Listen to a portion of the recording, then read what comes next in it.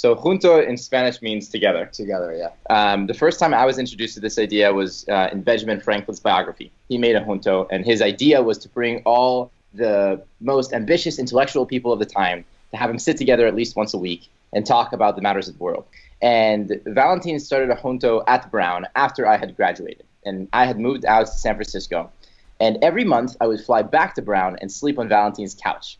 I would literally time my visits around when the junto was going to meet because it was such a good experience. I'm curious about the logistics of the junto setup. The idea was just to keep it small because there wasn't space, physical space in the living room.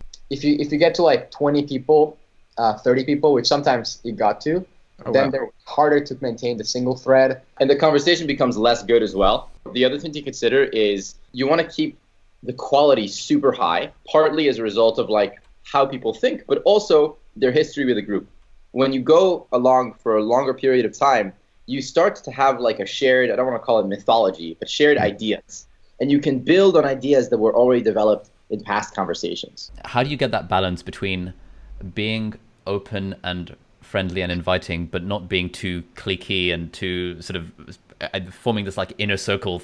Intentionally, right, you try to make it super diverse set of people, right? Like it was like a ratio of 50% women, 50% male, and then like people from all diverse backgrounds, right? And also like, the cool thing also with college is that you can also choose people from different majors, right? So we had people that studied anthropology, people that studied urban studies, people, a lot of like, computer science people, there's like all sorts of things.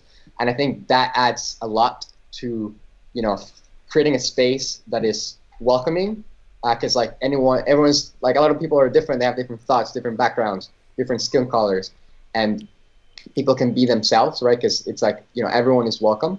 With the size, right, with between like 12 to 15, it also creates, you talk, there's not enough people that like, your thoughts are, you think about what you're going to say, right? But it's not that there's like 20 and there's a huge crowd that's gonna listen what you're gonna say. So it allows for thoughts that are forming and things that you feel okay, like trying out and experimenting. So I think that's really important. That's why the key of that size and the single thread help a lot with this, right? And feeling that like, you can say things that are going on in your life and then, share them. To hit on 2 points here, rephrase what you just said. If you're in a circle with 15 people and you're waiting for your turn to speak, you're going to practice what you're about to say like 14 times in your head before you say them, right? So every line of conversation in the junto is way higher quality than a normal line of conversation. Like, for example, in this podcast, each one of us is waiting for when am I going to when I say words, they better be at the same level of profoundness of the other person who just spoke.